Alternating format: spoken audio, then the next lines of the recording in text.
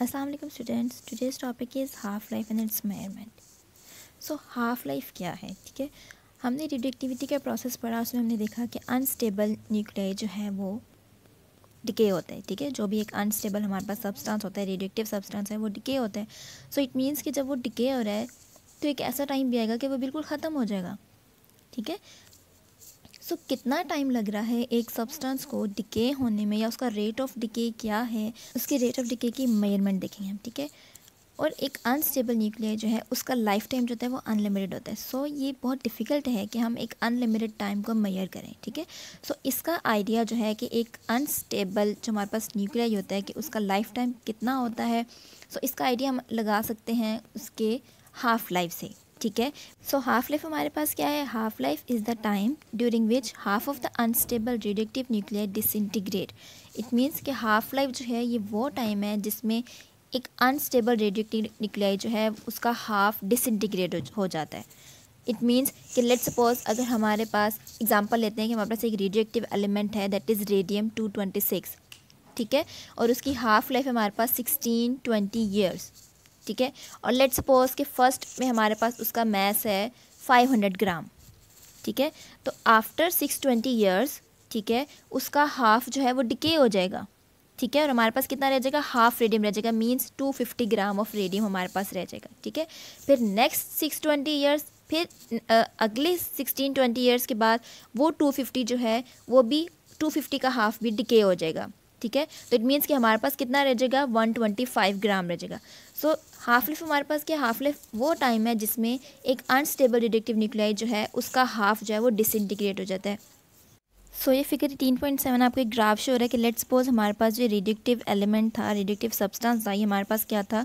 N था। Let's suppose N था हमारे पास। ठीक है, तो आफ्टर अगर हम रेडियम की बात करते हैं तो आफ्टर 16-20 ईयर्स, ठीक है, 16-20 ईयर्स के बाद वो हाफ हो जाएगा, मीन्स हाफ जो है वो डिके हो गया है। ठीक है, तो हमारे पास कितना रह जाएगा? 1/2n रह जाएगा। ठीक है, अगेन फिर से 16-20 ईयर्स के बाद कितना हो जाएगा हमारे पास? 1/2 का भी हाफ रह जाएगा। ठीक है, आपको फिगर 7 बॉक्सेस बने हुए हैं, आपको शो हो रहा है इस पूरे ग्राफ में कि 1/2 का भी हाफ हो जाएगा, और 1/2 का हाफ क्या हो जाता है? 1/4। ठीक है, और नेक्स्ट अगेन 16-20 ईयर्स के बाद हमारे पास 1/4 का भी हाफ हो जाएगा, दैट इज़ 1/8n। ठीक है, सो ये जस्ट शो किया हुआ है कि नंबर ऑफ न्यूक्लियाइड जो हमारे पास, अगर हमने रेडियम को डिस्कस किया तो लेट्स सपोज पहले n है तो उसकी हाफ लाइफ जो है, हाफ लाइफ के साथ साथ वो कितना होता जाएगा? हाफ ऑफ जो है वो डिसइंटीग्रेट होता जाएगा। ठीक है, तो हाफ लाइफ को हम रिप्रेजेंट करते हैं कैपिटल T, और साथ में इसके नीचे शो करते हैं 1/2। ठीक है, मीन्स ये फर्स्ट हाफ लाइफ है। सेकेंड हाफ लाइफ होगी तो उसको हम शो करेंगे 2T 1/2।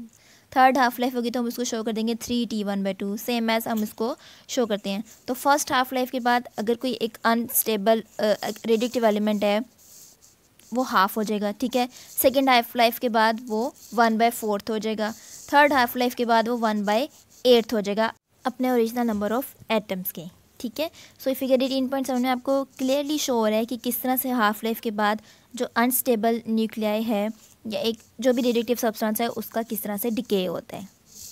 ठीक है, सो और हाफ लाइफ को हम किस तरह से रिप्रेजेंट करते हैं? T 1/2 से हम इसको रिप्रेजेंट करते हैं। सो ये तो हमारी की कैलकुलेशन होगी हाफ लाइफ की, कि हम किस तरह से हाफ लाइफ को कैलकुलेट कर लेते हैं। हर रेडियोएक्टिव एलिमेंट की एक स्पेसिफिक हाफ लाइफ होती है। ठीक है, सो अब हमने देखना है कि हम ये देखना चाह रहे हैं कि एक हाफ लाइफ के बाद कितने नंबर ऑफ एटम्स रह गए हैं उस रेडियोएक्टिव एलिमेंट के। सो उसके लिए हमें एक सिंपल फार्मूला दिया हुआ है, that is n = n0 multiply by 1/2 और उसकी पावर है t। ठीक है, where n is remaining atoms.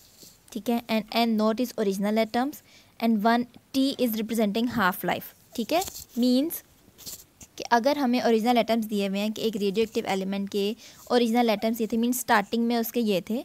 ठीक है, अब हमने चेक करना है कि फर्स्ट हाफ लाइफ के बाद उसके रिमेनिंग एटम्स कितने हैं। ठीक है, सेकेंड हाफ लाइफ के बाद उसके रिमेनिंग एटम्स कितने हैं। तो जितनी भी हाफ लाइफ हमें गिवन होगी, मीन्स हमने जिस हाफ लाइफ के अकॉर्डिंग उसका मेजर करना है, हम टी की जगह पे वो पुट कर देंगे। लेट्स सपोज अगर हमने फाइंड आउट करना है कि इसकी सेकंड हाफ लाइफ के बाद कितने एटम्स रह गए हैं, तो हम टी की जगह पे 2 पुट कर देंगे।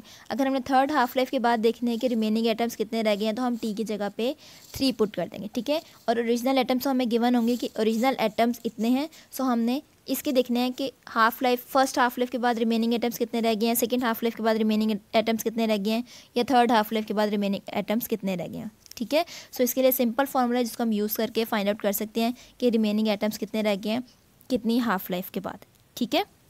And the last main point is the process of radioactivity doesn't depend upon the chemical combinations और रिएक्शंस के। रेडिएक्टिविटी का जो प्रोसेस है ये केमिकल कॉम्बिनेशंस और रिएक्शंस पे डिपेंड नहीं करता, and is also not affected by any change in physical conditions like temperature, pressure, electrical magnetic fields. कि प्रोसेस ऑफ रेडिएक्टिविटी जो है ये ना फिजिकल कंडीशंस पर डिपेंड करता है, means temperature, pressure, electrical magnetic fields ये अफेक्ट नहीं करती प्रोसेस ऑफ रेडियोएक्टिविटी को, ठीक है। सो ये था हमारा topic half life and it's measurement. Headings mark कर दी गई हैं, आपने इसी के अकॉर्डिंग इसको अटेम्प्ट करना है।